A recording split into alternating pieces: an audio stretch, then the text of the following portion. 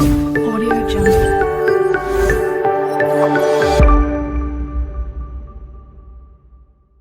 नमस्कार साथियों, मैं अंकित कुमार आपका स्वागत करता हूं हमारे YouTube channel MSN for you में। दोस्तों, आज जो हम पढ़ने वाले हैं उस कंडीशन का नाम है क्रोनिक किडनी डिजीज।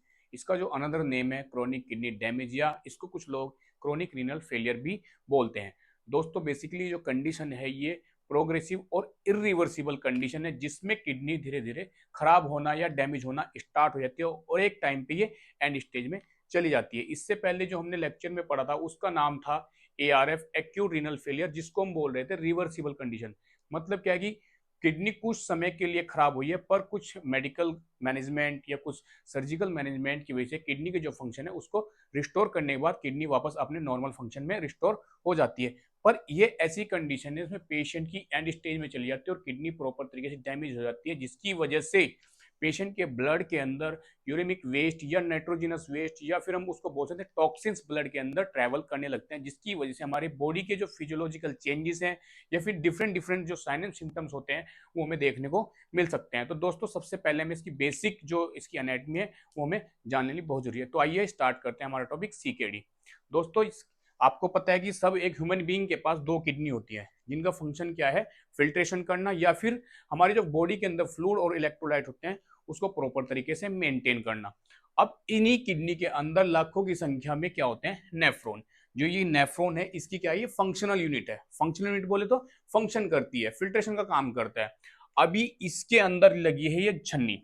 छन्नी इसको हम बोल रहे हैं ग्लोमेरुलस कैप्सूल, या इसका जो दूसरा नाम है उसको हम बोलते हैं बोमेन कैप्सूल। ठीक है। अब क्या आ रहा है कि बॉडी के अंदर जो वेस्ट मटेरियल है वो ट्रैवल कर ब्लड के थ्रू ट्रैवल करके कहां पर आ रहे हैं, छलने के लिए या फिल्ट्रेशन के लिए, बोमन कैप्सूल के पास। और वहां पर है हमारी क्या, कैपिलरी, जो किसका काम कर रही है, छलनी का। जिस तरीके से आप चाय छानते हैं और उसमें चाय पत्ती छन्नी के ऊपर ऊपर रह जाती है, जो वेस्ट होता है हमारे लिए, वो क्या करता है, उसको हम फेंक देते हैं। तो वैसे ही हमारी जो नेफ्रॉन होती है, किडनी का जो पार्ट है, ये क्या करती है, यूरिन के थ्रू उसे बाहर निकालती है, एक्सक्रीटरी का काम करती है। ठीक है। अब जो हमारा जो जरूरी मटेरियल होता है, मीन जैसे हमारे इलेक्ट्रोलाइट्स होते हैं, हमारे सोडियम पोटेशियम होते हैं, उनको क्या करती है, ये जितना हमें चाहिए होगा उतने को ये एब्जॉर्ब करती है, बाकी ये बाहर निकाल देती है। अब होता कैसे है, देखो हमारी किडनी का जो जो GFR रेट होता है, जो ग्लोमेरुलस फिल्ट्रेशन रेट होता है, वो होता है हमारा 125 ml पर मिनट के हिसाब से। ठीक है। अगर ये रेट कम होता चला जाए, मींस अगर आपको लग रहा है कि पेशेंट का जो ग्लोमेरुलस फिल्ट्रेशन रेट है, किडनी का जो फिल्ट्रेशन रेट है वो 125 से नीचे आ रहा है, तो ये आपको इंडिकेट करेगा। इंडिकेट कैसे करेगा कि कहीं ना कहीं बॉडी के अंदर आपको फिजियोलॉजिकल चेंजेस देखने को मिल सकते हैं, साइन एंड सिम्टम्स देखने को मिल सकते हैं। अगर यही रेट आपका 90 से नीचे चला जाए या 60 से नीचे चला जाए, तो ये जो इसकी सीवियरिटी है वो डिपेंड करती है स्टेज पर, कि किडनी कौन सी स्टेज में चल रही है और कितनी स्टेज में जाके वो खराब हो रही है। अगर आप इस टाइम पे भी, इस समय में भी आप अपनी किडनी का ट्रीटमेंट नहीं लेते हैं, अपना आप उपचार नहीं करवाते हैं, ट्रीटमेंट नहीं लेते हैं, तो किडनी चली जाती है ESKD में। ESKD, अब ESKD क्या है, ये होता है and stage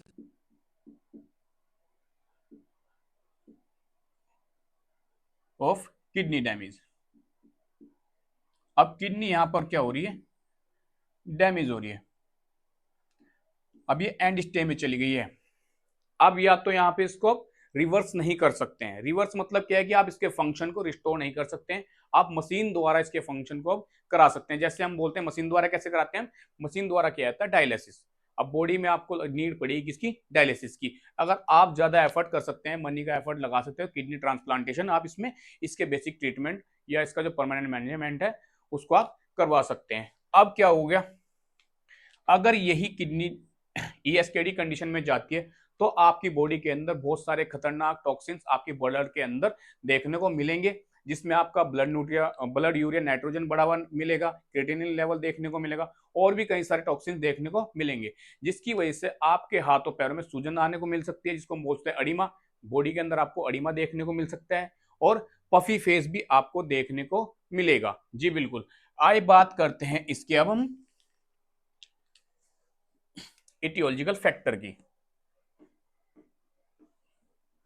aetiological factor basically जो होते हैं इसके, मींस किस किस कारण से किडनी डैमेज हो सकती है। क्रोनिक किडनी, अब क्रोनिक का मतलब आप सबको पता है, अगर आप हमारे चैनल से जुड़े हुए हैं तो मैं बार बार बोलता हूं कि क्रोनिक का मतलब होता है कि किडनी एकदम से खराब नहीं हुई है, कि कहीं ना कहीं उसमें पहले से कोई गड़बड़ी हुई है जिसको आपने नजरअंदाज कर दिया है। अब नजरअंदाज करने के बाद क्या होगा, आपके ये तो है नहीं कि हेल्थ सही रहेगी, उसमें क्या होगा, उसमें होगा कि आपकी और हेल्थ, आपका जो स्वास्थ्य है और ज्यादा खराब होगा। अब खराब होने के साथ साथ क्या होगा, आपकी बॉडी के अंदर डिफरेंट डिफरेंट सिम्टम्स हमें देखने को मिलेंगे। तो इसी वजह से हमें जान लेना जरूरी है कि किन किन कारणों से किडनी खराब होती है और कौन से कारणों से किडनी एंड स्टेज पे पहुंच सकती है। तो सबसे पहला जो इसके कॉजेस होने वाले हैं,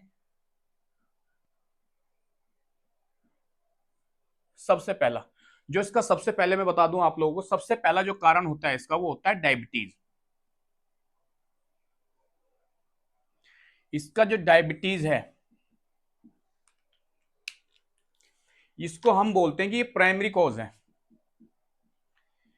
कि जिन लोगों में अगर डायबिटीज की समस्या है, अनकंट्रोल डायबिटीज है, तो उसको मान लो कि किडनी की समस्या रहने वाली है। क्योंकि जब ब्लड के अंदर ब्लड शुगर बढ़ेगा तो ये किडनी के ब्लड वेसल्स को क्या करता है, डैमेज करता है। और डैमेज करने के साथ साथ जो इसका फिल्ट्रेशन रेट है उसमें क्या होगा, रिडक्शन आएगा। मतलब क्या है कि जो इसका फिल्ट्रेशन रेट है वो कम होता चला जाएगा। तो इस वजह से इसको हम बोलते हैं डायबिटीज का प्राइमरी कॉज है। अगर आपके एग्जाम में आता है कि किडनी डैमेज सीआरएफ का या किसी के डी का प्राइमरी कॉज क्या है, तो आपको मार्क करना है डायबिटीज के ऊपर। अगर पूछा जाए कि सेकेंडरी कॉज क्या है, तो सेकेंडरी कॉज होता है इसका हाइपरटेंशन।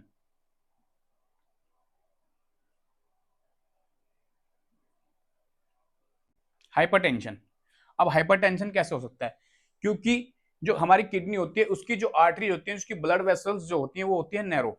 अब नैरो होने के साथ साथ कंटिन्यू अगर ब्लड का फ्लो हाई रहेगा तो एक टाइम पे क्या होंगी, वो डायलेट होंगी।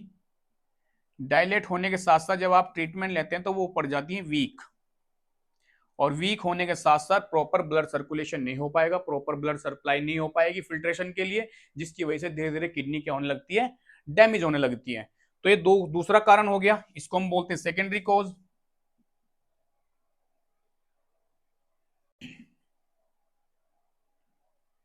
ठीक है, ये हो गया हमारा सेकेंडरी कॉज। ये एक एक मार्क्स से क्वेश्चन है, बहुत छोटे छोटे क्वेश्चन है, इन पे ध्यान रखना बहुत जरूरी होता है। ये नहीं है कि आपका लाइफ स्टाइल ही आपकी किडनी को डैमेज कर रहा है, हो सकता है कि पैथोलॉजिकल जो कंडीशन आपकी बॉडी के अंदर बन रही है उस वजह से भी हमारी किडनी खराब हो जाती है। नंबर 3 पे आता है हमारा पाइलोनेफ्राइटिस।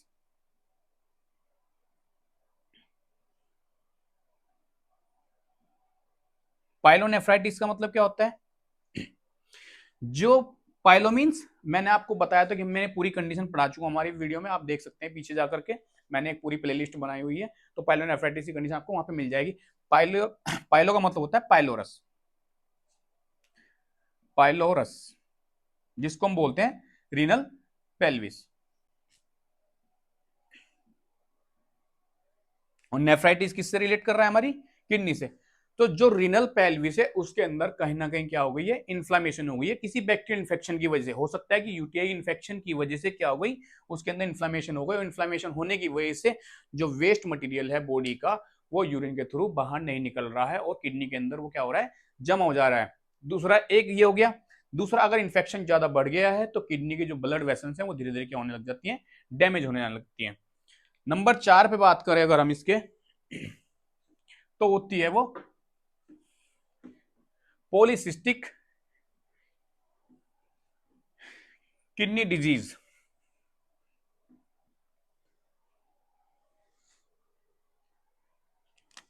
फोन नंबर पे क्या आती है, वो पीकेडी, जिसको हम बोलते हैं पॉलीसिस्टिक किडनी डिजीज।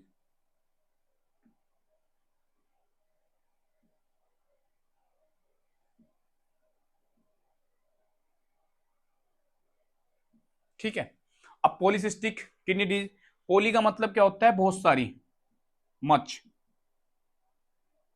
ठीक है, और सिस्टिक का मतलब होता है सिस्ट, और वो कहां पर हो गई है, किडनी के अंदर। अब सिस्ट क्या होती है, ये होती है fluid feel like sac.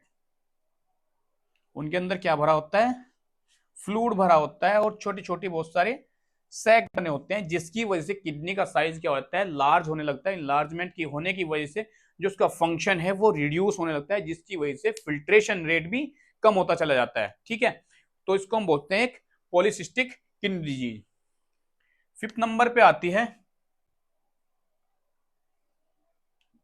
Congenital. अब कंजेनाइटल कैसे हो सकता है? कंजेनाइटल जैसे क्या होता है कि अगर किसी बच्चे में अंडर डेवलपमेंट किडनी है, मींस अगर किडनी उसकी छोटी है, उसका साइज कम है, तो उसको हम बोलते हैं कंजेनाइटल डिसऑर्डर। या फिर एब्सेंस ऑफ रीनल, मींस अगर उसकी एक ही किडनी है और एक सिंगल किडनी पे उसका फिल्ट्रेशन रेट बढ़ा हुआ है और किडनी को दिन रात काम करना पड़ रहा है, जिसकी वजह से उसकी ओवर फंक्शन होने की वजह से किडनी फेल हो जाती है। दूसरा ये हो गया। नंबर 6 पे आता है आपका लाइफ स्टाइल। लाइफ स्टाइल जैसे पेशेंट क्या कर रहा है, अल्कोहल कंजप्शन कर रहा है, क्रोनिक अल्कोहल कंजप्शन कर रहा है। दूसरा स्मोकिंग, और थर्ड नंबर पे आता है ड्रग अब्यूज।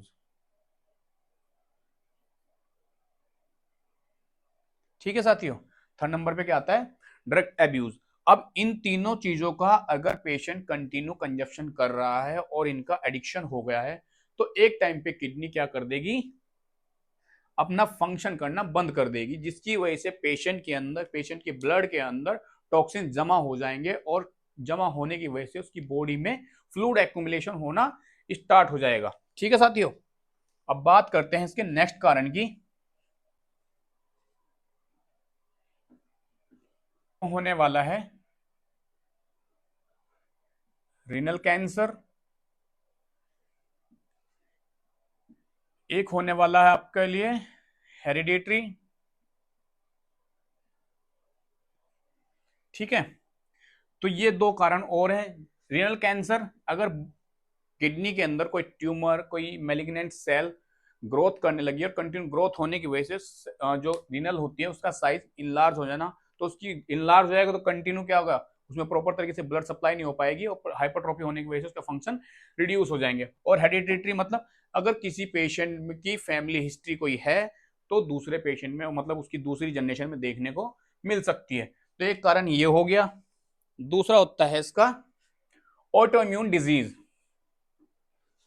ऑटोइम्यून डिजीज जैसे SLE, मैंने आपको अपनी पुरानी वीडियो में बताया हुआ है। SLE का मतलब सिस्टमिक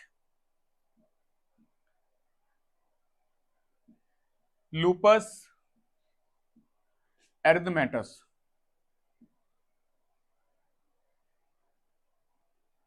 ठीक है, सिस्टमिक लूपस एरिथमेटस, ये ऑटोइम्यून डिजीज होती है कि जो हमारे हेल्दी एंटीजन एंटीबॉडी होते हैं वो अपने ही अगेंस्ट काम करना स्टार्ट करते हैं। दूसरा होता है इसमें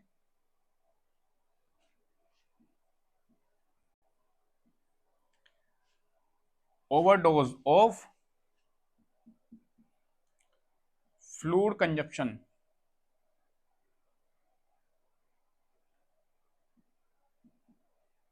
मींस अगर पेशेंट कंटिन्यू पानी पी रहा है या कोई फ्लूइड इनटेक कर रहा है कंटिन्यू, जो हमारी किडनी होती है उसको कंटिन्यू वर्क करना पड़ रहा है फिल्ट्रेशन के लिए, तो जब ओवर कंजप्शन हम करते हैं तो हमारी किडनी को भी दिन रात काम करना पड़ता है। एक कारण ये हो सकता है।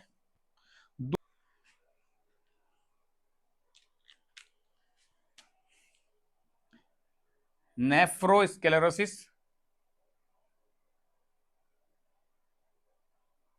ठीक है, मींस नेफ्रोस्क्लेरोसिस का मतलब होता है हार्डनिंग ऑफ किडनी। अब जो किडनी के जो पेरेन्काइमल टिश्यू हैं वो क्या हो जाते हैं, डेंस कोलेजन फाइबर में रिप्लेस हो जाते हैं, जिसकी वजह से किडनी के अंदर हार्डनिंग होना स्टार्ट होता है। तब अगर किडनी में हार्डनिंग हो जाएगी तो उसकी जो फंक्शनल सेल्स हैं, जो नेफ्रॉन है, वो प्रॉपर तरीके से काम नहीं कर पाएंगे। एक होता है यूरिनरी ट्रैक्ट इन्फेक्शन।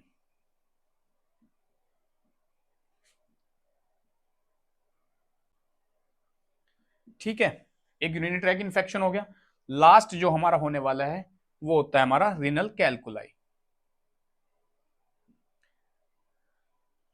ठीक है साथियों, तो इन कारणों की वजह से किडनी खराब हो सकती है, डैमेज हो सकती है, या फिर प्रॉपर एंड स्टेज पे जा सकती है। तो इन कारणों को हमें सबसे पहले जो हमारे कारण है इन्हीं वजह से इनका हमें प्रॉपर तरीके से ट्रीटमेंट लेना चाहिए, प्रॉपर तरीके से हमारे शरीर की जांच करानी चाहिए और हमें अच्छे डॉक्टर की एक सलाह लेनी चाहिए। अगर हम बात करें कि किडनी कितने स्टेज तक खराब हो सकती है या इसकी कितनी स्टेज होती है कि हमें किडनी को रिकवर कर सकें, तो दोस्तों देख लेते हैं इसका नॉर्मल फंक्शन और नॉर्मल फिल्ट्रेशन रेट क्या बताता है कि कौन सी स्टेज में ये खराब होने वाली है। तो सबसे पहले मैंने आपको बताया कि हमारी किडनी का जो फिल्ट्रेशन रेट होता है जीएफआर रेट, वो कितना होता है, अभी मैंने स्टार्टिंग में बताया आपको 125 ml पर मिनट। ठीक है, ये सबको मालूम है, ये नॉर्मल रेट होता है। ठीक है, अगर आपके एग्जाम में आता है कि नॉर्मल जीएफआर रेट कितना होता है तो आप इस पे मार्क करके एक नंबर चुरा सकते हैं। ठीक है, अब हम बात करते हैं कि किडनी कब खराब होगी। तो मैं बता दूं आपको, स्टेज फर्स्ट की अगर हम बात करें, अगर किडनी डैमेज हुई है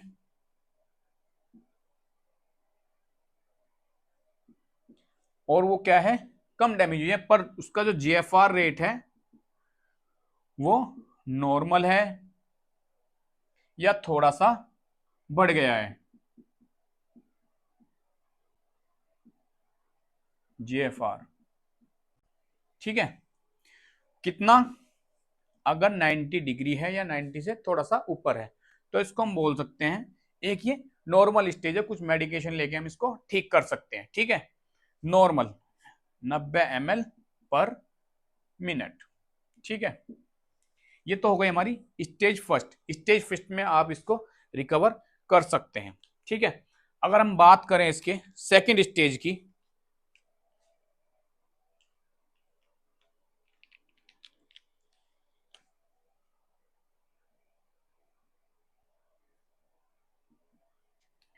सेकंड स्टेज की, तो वो होता है अगर जीएफआर रेट 60 से लेके 89 ml पर मिनट है,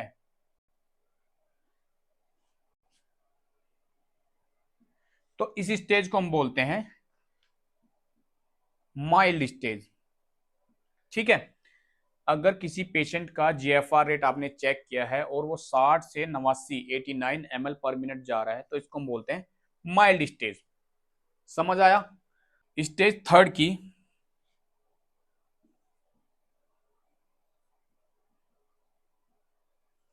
जिसको हम मॉडरेट भी बोलते हैं, और जीएफआर इसमें अगर डिक्रीज हो रहा है तो कितना हो रहा है, वो होगा 30 से 59, मतलब 30 से 59 ml पर मिनट। ठीक है, तो यहां तक भी हम क्या कर सकते हैं, पेशेंट की कंडीशन को रिकवर कर सकते हैं, एक दो डायलिसिस करा सकते हैं जिसकी वजह से पेशेंट की किडनी का फंक्शन रिस्टोर किया जा सके। सबसे पहले स्टेज फर्स्ट देखिए, किडनी डैमेज होना स्टार्ट हुई है, उसका जीएफआर रेट नॉर्मल है या फिर किडनी जो उसका जीएफआर है वो इंक्रीज हो गया, कितना है, 90 ml पर मिनट। तो यहाँ पे हम कुछ मेडिकेशन करके पेशेंट को रिकवर कर सकते हैं। दूसरा, अगर हमने बोलिए माइल्ड स्टेज, स्टेज 2 में माइल्ड है, 60 से 89 ml पर मिनट के हिसाब से चल रहा है उसका जीएफआर रेट, यहाँ पे हम मेडिकेशन देके पेशेंट को रिकवर कर सकते हैं। दूसरा, स्टेज थर्ड में अगर पेशेंट की स्टेज थर्ड चल रही है और जीएफआर रेट 30 से 59 ml पर मिनट चला गया है तो पेशेंट को यहाँ पर डायलिसिस की नीड पड़ने वाली है। तो पेशेंट के एक दो डायलिसिस या 3-4 डायलिसिस से हम पेशेंट की किडनी को रिकवर कर सकते हैं। अब बात करते हैं इसकी सीवियर स्टेज की, जो स्टेज 4 होने वाली है। अब कंडीशन और ज्यादा बिगड़ रही है, पेशेंट को मौका मिला था स्टेज फर्स्ट में, स्टेज सेकंड और स्टेज थर्ड में जाने का, पर पेशेंट ने इग्नोर किया है। पेशेंट प्रॉपर तरीके से अवेयर नहीं था अपनी हेल्थ के। अब बात करते हैं स्टेज 4 की, जीएफआर रेट और ज्यादा गिर चुका है, जिसको हम बोल रहे हैं सीवियर।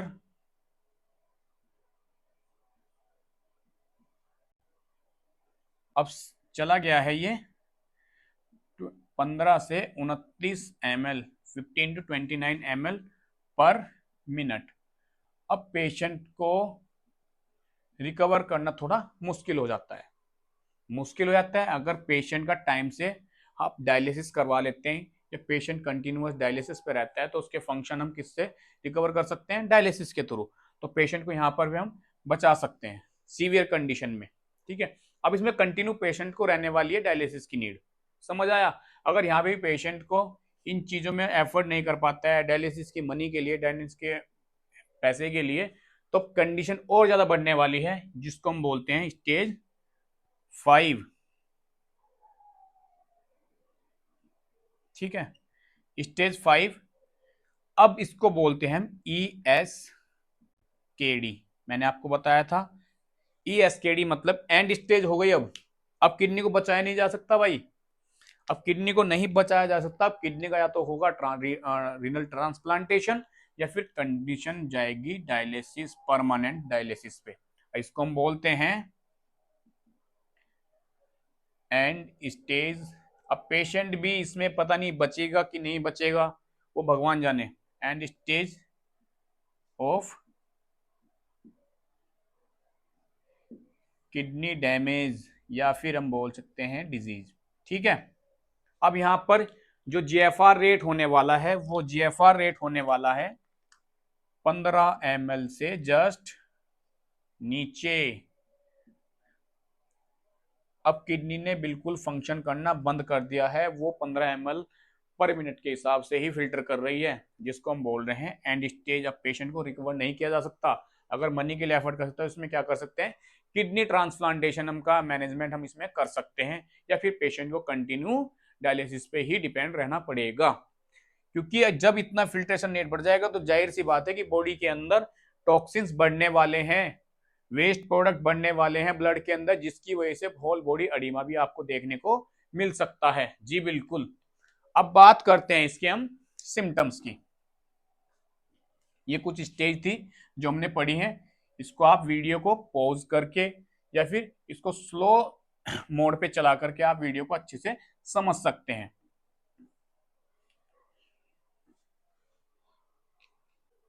अब साइन एंड सिम्टम्स क्या होंगे?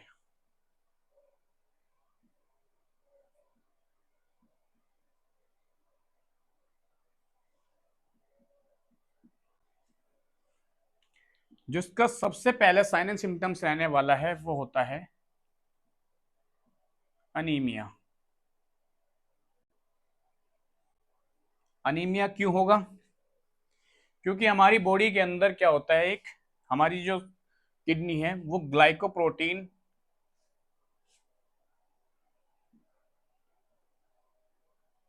हार्मोन रिलीज करती है, और ये रिलीज होता है पेरीट्यूबुलर सेल से। पेरीट्यूबुलर सेल से जो आरबीसी के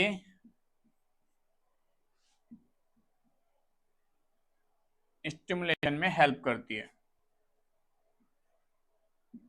ठीक है जी, ये क्या करती है, आरबीसी के स्टिमुलेशन में हेल्प करती है। धीरे धीरे क्या होगा, ये एरिथ्रोपोइटिन नामक एक ईपीओ जो प्रोडक्शन होता है उसको क्या करती है, ये अफेक्ट करती है, जिसकी वजह से एनीमिक कंडीशन हमें देखने को मिल सकती है।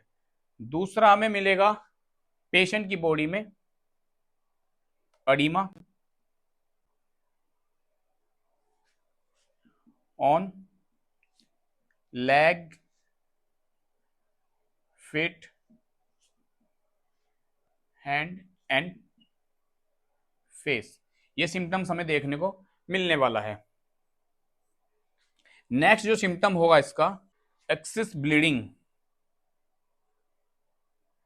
Excessive bleeding. अब ये क्यों हो रहा है, अगर पेशेंट कंटिन्यू एस्प्रिन खा रहा है तो उसमें क्या होगा, प्लेटलेट का रिडक्शन। अगर पेशेंट को कंटिन्यू एस्प्रिन चल रहा है, पेशेंट यूज कर रहा है, तो इसमें क्या होने वाला है, प्लेटलेट का रिडक्शन, जिसकी वजह से पेशेंट को ब्लीडिंग के चांसेस बढ़ जाएंगे। ठीक है, अब इसका नेक्स्ट सिम्टम जो रहने वाला है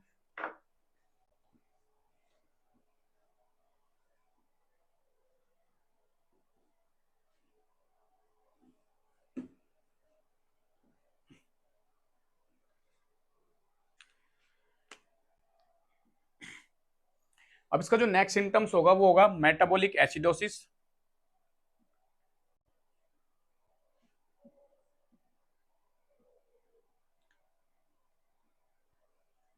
ठीक है। अब देखो मेटाबॉलिक एसिडोसिस क्यों हो रहा है, कि जो हमारी हेल्दी किडनी होती है ये एसिड को निकालने में हेल्प करती है यूरिन के थ्रू। समझ आया? मैंने बोला था कि हमारे फ्लूइड और इलेक्ट्रोलाइट को ये मेंटेन करके रखती है, तो मैं बोल रहा हूँ कि ये एसिड को हमारे यूरिन के थ्रू बाहर निकालती है। जो ज्यादा एसिड बनता है तो यूरिन के थ्रू हमारी ये यूरिन के थ्रू एसिड को बाहर निकालती है और मेंटेन करती है बाइकार्बोनेट को। बाइकार्बोनेट जिसको हम क्या बोलते हैं, बेस। जब ये ब्लड के अंदर बाइकार्बोनेट को मेंटेन करके रखती है तो हमारा नॉर्मल फंक्शन चलता रहता है। अब किडनी खराब हो गई है, क्या एसिड को बाहर निकाल पाएगी? ये भी तो एक टॉक्सिन है ना। जब किडनी धीरे धीरे खराब हो रही है या एंड स्टेज में चली गई है तो यही एसिड हमारी बॉडी के अंदर जमा होना, एक्यूमुलेट होना स्टार्ट हो जाएगा, जिसकी वजह से कंडीशन बनेगी मेटाबॉलिक एसिडोसिस। अब बात जब हमने की थी कि हमारे फ्लूइड एंड इलेक्ट्रोलाइट को ये मेंटेन करके रखता है, तो ऑल्ट्रेशन आने वाली है हमारे कुछ मिनरल्स में।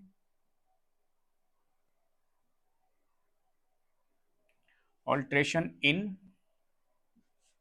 सोडियम, पोटेशियम एंड कैल्शियम, ठीक है।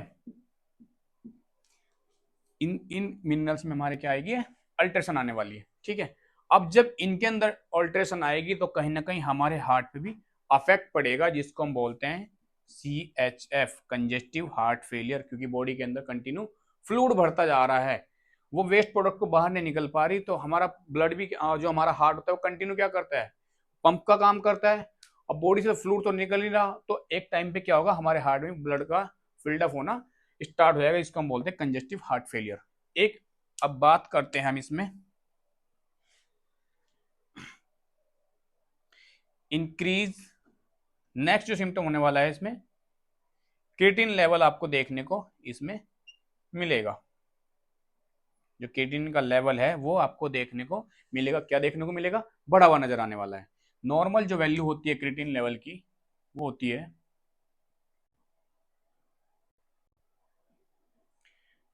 0.7 to 1.5, ठीक है, 0.7 to 1.5।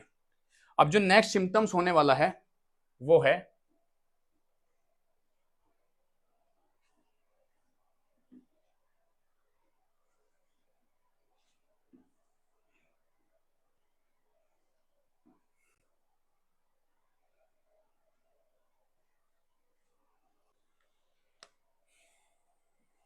जो नेक्स्ट सिम्टम्स होने वाला है वो होने वाला है सेरिब्रल डिस्फंक्शन,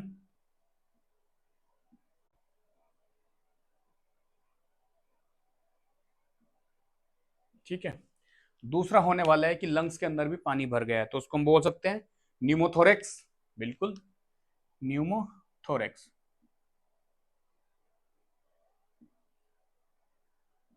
ये सिम्टम्स हमें देखने को मिलेंगे। साथ में हमें देखने को मिलेगा दोस्तों डिक्रीज आउटपुट। ये भी तो होने वाला है भाई, डिक्रीज आउटपुट, क्योंकि किडनी क्या कर रही है, वेस्ट मटेरियल को बाहर नहीं निकाल पा रही, तो ये डिक्रीज आउटपुट। दूसरा पेशेंट को रहने वाला है नोजिया, वॉमिटिंग।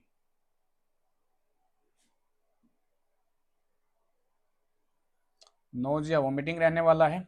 साथ में पेशेंट को रहने वाला है हाइपरटेंशन, ठीक है। तो ये बेसिक कुछ सिम्टम्स थे जिनको हमें पहचानने बहुत जरूरी होती है जब हमारी किडनी फेल होने वाली होती है या फेल की स्टेज पर है। तो ये हमें कुछ सिम्टम्स हैं जो हमें पहचानने होते हैं। सबसे पहले जो इंडिकेशन होता है वो होता है एनीमिया या फिर बॉडी के अंदर स्वेलिंग होना, या उसको हम बोल सकते हैं अडीमा, ठीक है। तो ये कुछ सिम्टम्स हैं, आप वीडियो में देख सकते हैं, अच्छे से समझ सकते हैं, मैंने बहुत अच्छे से बताया। अगर आप इनमें भी कुछ क्वेरी समझना चाहते हैं, कुछ डीप समझना चाहते हैं, तो आप हमें कमेंट करके ये चीज़ें पूछ सकते हैं। और हमारे टेलीग्राम चैनल पे हम लोगों को मैसेज करके आप और चीज़ें भी हमसे पूछ सकते हैं, जिसके लिए हम आपको नोट भी प्रोवाइड कर सकते हैं।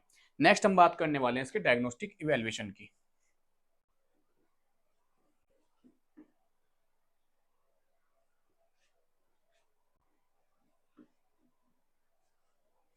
अब डायग्नोस्टिक इवैल्यूएशन करने के लिए सबसे पहले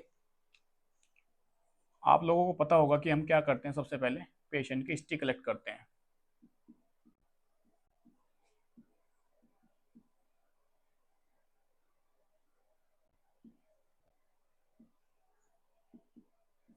डायग्नोस्टिक वैल्यूएशन में सबसे पहले हम क्या करते हैं, हिस्ट्री कलेक्शन। जी बिल्कुल। अब पेशेंट की आपको करनी है हिस्ट्री कलेक्ट। हिस्ट्री कलेक्शन में सबसे पहले आप पूछेंगे पेशेंट की प्रीवियस हिस्ट्री। कोई हो सकती है कि पेशेंट की प्रीवियस सर्जरी हुई है, जैसे पेशेंट की रिनल कैलकुलाई से रिलेटेड लेप्रोस्कोपी हुई है या कोई ओपन सर्जरी कराई है पेशेंट ने। हो सकता है कि पेशेंट को कोई पायलोनेफ्राइटिस की प्रॉब्लम थी, पुराना कोई इन्फेक्शन है, उस वजह से कोई दोबारा इन्फेक्शन क्रिएट हो गया हो। या फिर हम बोल सकते हैं पुरानी कोई हिस्ट्री रही है, जैसे हेरिडेटरी, मैंने आपको बोला है कि फैमिली इश्यू में कोई फैमिली जो उसकी पास्ट हिस्ट्री है फैमिली से रिलेटेड, उसमें कोई किडनी से रिलेटेड कोई डिजीज कंडीशन रही हो। या हम बोल सकते हैं पेशेंट पुराने समय से या क्रोनिक टाइम से अल्कोहल का कंजप्शन या ड्रग अब्यूज करता आ रहा है, तो वो चीजें हमें सब चीजें किसमें कलेक्ट करनी है, हिस्ट्री के अंदर। दूसरा, फिजिकल एग्जामिनेशन जब आप करते हैं,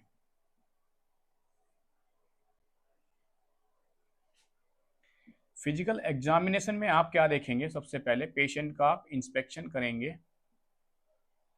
ठीक है, तो आपको कहीं ना कहीं स्वेलिंग बॉडी में नजर आने वाली हो सकता है, फिट पे आए, लेग्स में आए, आपके पेशेंट के हैंड में आए, या पफी फेस आपको देखने को मिले।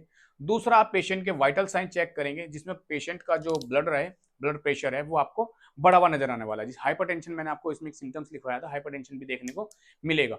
दूसरा, आप पेशेंट का यूरिन आउटपुट कंटिन्यू मॉनिटर करेंगे, जिसमें आपको रिडक्शन नजर आएगी। मतलब क्या है कि जो पेशेंट का आउटपुट है वो बिल्कुल भी नजर नहीं आने वाला है, पेशेंट का जो आउटपुट है वो डिक्रीज नजर आएगा। या फिर हम बोल सकते हैं कि इसको आप जो कंटिन्यू आउटपुट इनपुट मॉनिटरिंग करते हैं चार्ट की, तो उसमें उन चीजों से पता लग जाता है कि पेशेंट की किडनी किस तरीके से फंक्शन कर रही है।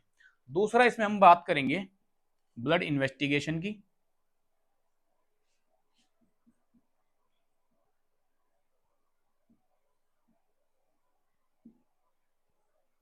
ब्लड इन्वेस्टिगेशन में सबसे पहले आप करेंगे ब्लड यूरिया नाइट्रोजन की, KFT।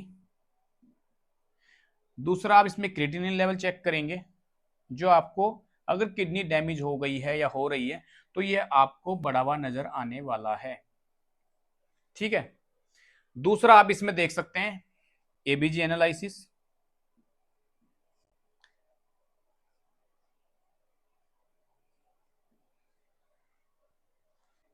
एक चीज और देखेंगे इसमें, पोटेशियम का लेवल।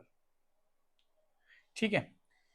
नेक्स्ट इसमें आप करेंगे यूरिन एनालिसिस। यूरिन एनालिसिस हमें क्या इंडिकेट करेगा,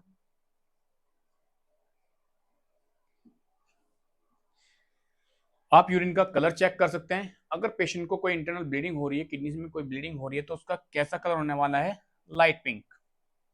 यूरिन का कैसा कलर होने वाला है, लाइट पिंक कलर आपको देखने को मिल सकता है। आप यूरिन कल्चर करवा सकते हैं इसमें एक, ये सब जांचें हम इसमें कराएंगे। यूरिन कल्चर में देखेंगे कि कोई बैक्टीरिया जो भी है, उसका बैक्टीरियल एजेंट जो है उसका आइडेंटिफिकेशन के लिए, जिसके लिए आप फर्दर इन्वेस्टिगेट करके आगे उसके एंटीबायोटिक को रिकमेंड कर सकें, तो ये यूरिन कल्चर के अंदर आ जाएगा। नेक्स्ट इसमें हम करेंगे CT स्कैन।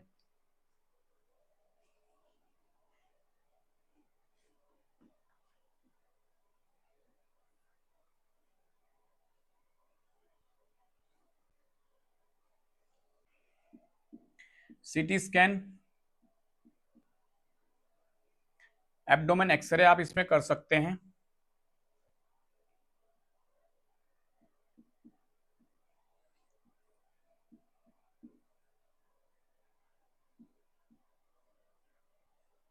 ठीक है, एब्डोमेन एक्सरे कर सकते हैं, USG कर सकते हैं। ये हम किस लिए देख रहे हैं, अगर यूरिनरी ट्रैक के अंदर कोई ब्लॉकेज है। ठीक है, यूरिनरी ट्रैक के अंदर कोई ब्लॉकेज है।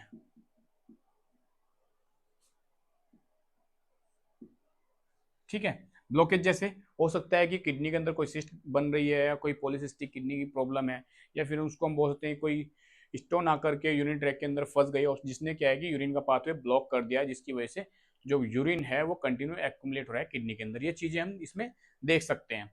ठीक है, लास्ट में हम करते हैं किडनी बायोप्सी, कि अगर ट्यूमर आपको मिलता है तो उसकी बायोप्सी करानी बहुत जरूरी है। किस लिए, कि वो उसकी मैलिग्नेंट है या कोई बिनाइन है, तो उसका हम नेचर या उसकी देखने के लिए हम उसको किडनी बायोप्सी करते हैं कि कोई जो ट्यूमर है वो बिनाइन है कि मैलिग्नेंट है, और मैलिग्नेंट है तो कितना वो स्प्रेड हो चुका है। तो ये चीज़ होगी डायग्नोस्टिक इवैल्यूएशन में। अब हम बात करते हैं इसकी कुछ मैनेजमेंट की। मैनेजमेंट बहुत जरूरी है। मैनेजमेंट के लिए लोग भागे फिरते हैं किडनी हॉस्पिटल में, रीनल जो हॉस्पिटल्स होते हैं अच्छे अच्छे फिजिशियन ढूंढते हैं, डायलिसिस से बचने की कोशिश करते हैं कि कौन कौन सी स्टेज में हमें डायलिसिस की नीड नहीं पड़ती है। तो वो चीज़ें मैंने आपको बताई है, इसकी 5 स्टेज मैंने आप लोगों को बताई। तो बात करते हैं इसके मैनेजमेंट की।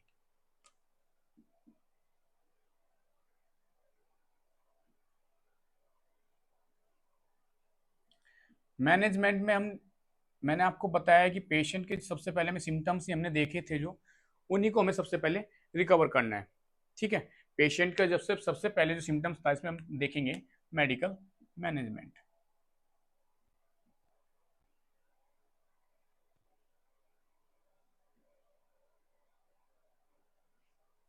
ठीक है, मेडिकल मैनेजमेंट में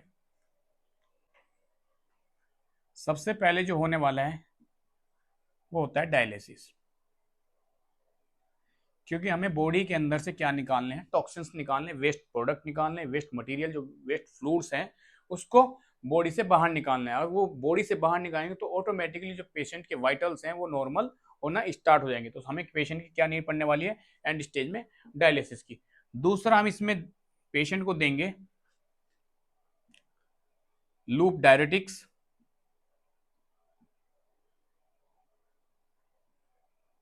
अब लूप डायरेटिक्स कौन से होते हैं, वो होते हैं फ्रूसामाइड। ठीक है, हम इसमें पेशेंट को फ्रूसामाइड भी दे सकते हैं। ठीक है, ये जो मैं मैनेजमेंट लिख रहा हूँ ये मैनेजमेंट सिर्फ एजुकेशन पर्पज के लिए है। अगर आप ये मेडिकेशन लेना चाहते हैं तो सबसे पहले आपको फिजिशियन की एडवाइस की जरूरत पड़ने वाली है। तो आप बिना फिजिशियन की एडवाइस के ये बिल्कुल भी मत लें। ठीक है, थर्ड मेडिकेशन इसमें होने वाली है इंजेक्शन एरिथ्रोपोइटिन, जिसकी वजह से एनीमिया हो रहा था, एरिथ्रोपोइटिन। ठीक है, ये क्या करेगा, ये एनीमिया के ट्रीटमेंट के लिए है। ठीक है, फोर्थ नंबर पे हम देने वाले हैं पेशेंट को होता सेरिब्रल डिस्फंक्शन, जिसकी वजह से पेशेंट को कन्वर्जन भी आने के चांसेस थे, तो हम इसमें देंगे anti convergent.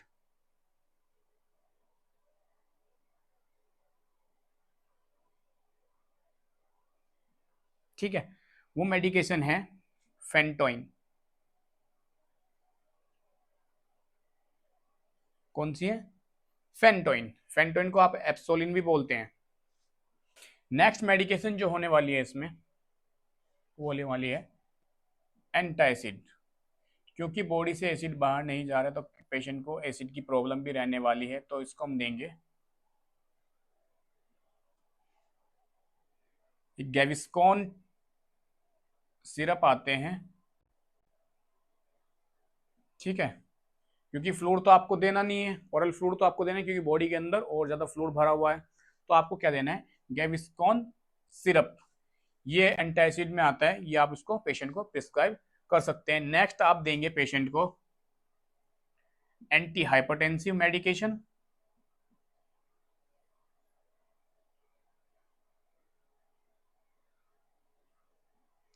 Anti hypertensive medication कौन सी देंगे, वो भी कैल्शियम एंटागोनिस्ट। कैल्शियम अगोनिस्ट कौन सी होती है दोस्तों, मेफिडिपिन, एम्लोडिपिन और नेफिडिपिन, ये मेडिकेशन इसमें आती हैं। दूसरा हम देंगे इसमें ACE inhibitor, ACE inhibitor, captopril, ramipril, ये मेडिकेशन के नाम से आती है। तो दोस्तों ये कुछ मेडिकेशन थी जिनमें हम इसमें मैनेजमेंट में लेकर आते हैं। अगर पेशेंट को कोई बैक्टीरियल इन्फेक्शन है, किडनी के अंदर कोई यूटीआई हुआ है, उसकी वजह से पेशेंट का यूरिन आउटपुट नहीं आ रहा है, तो उसमें आप एंटीबायोटिक दे सकते हैं, नॉरफ्लोक्सासिन, सिप्रोफ्लोक्सासिन, अमोक्सिसिलिन, सेप्ट्रोक्सोन और इसमें दे सकते हैं सिफेक्सिम। ठीक है, ये मेडिकेशन बेसिकली हमें सबसे पहले जब एंटीबायोटिक हम देते हैं तो पेशेंट का एएसटी करना बहुत जरूरी होता है। एएसटी बोल तो एंटी सेंसिटिविटी टेस्ट। हो सकता है किसी पेशेंट को एंटीबायोटिक से कोई एलर्जिक रिएक्शन है जिसकी वजह से और ज्यादा कॉम्प्लिकेशन बढ़ सकते हैं, तो सबसे पहले ये मेक श्योर करना है कि आपको सबसे पहले एएसटी करना जरूरी है कोई भी एंटीबायोटिक लगाने से पहले। अब बात करते हैं इसके हम जो उसका डाइटरी मैनेजमेंट है या इसका जो नर्सिंग मैनेजमेंट है आपको करना कैसे है। सबसे पहले जो आपका जो नर्सिंग मैनेजमेंट होने वाला है, सबसे पहले आपको मॉनिटर करना है पेशेंट का यूरिन आउटपुट, कि पेशेंट का यूरिन आउटपुट कितना आ रहा है, उसी के बिहाफ पे आप पेशेंट को फ्लूइड रिकमेंड करेंगे। अगर पेशेंट का आउटपुट सही आ रहा है, 25 ml पर आवर के हिसाब से आ रहा है या डे के जो हिसाब से आ रहा है, तो आपको 500-600 ml पेशेंट को फ्लूइड आप दे सकते हैं, वो भी किसके प्रिस्क्रिप्शन, फिजिशियन के प्रिस्क्रिप्शन पे। दूसरा, पेशेंट को आप देंगे लो पोटेशियम डाइट। ठीक है, दूसरा आप पेशेंट को प्रोटीन डाइट नहीं देंगे। ठीक है, तो दोस्तों आशा करता हूँ ये कंडीशन आपको बहुत अच्छी लगी होगी और आशा करता हूँ आप लोग ऐसे ही हमारे साथ जुड़ रहे हैं, आपका प्यार हमको देते रहें और मैं आगे आपके फ्यूचर के लिए अच्छी अच्छी वीडियो बनाता रहूँगा। आपके जो भी डाउट है आप हमें मैसेज करके या हमारी वीडियो के नीचे कमेंट करके हमको बता सकते हैं, जिसके लिए हम आपके डाउट क्लियर करें और अपनी वीडियो को और अच्छे से बेहतर बना सकते हैं। थैंक यू दोस्तों।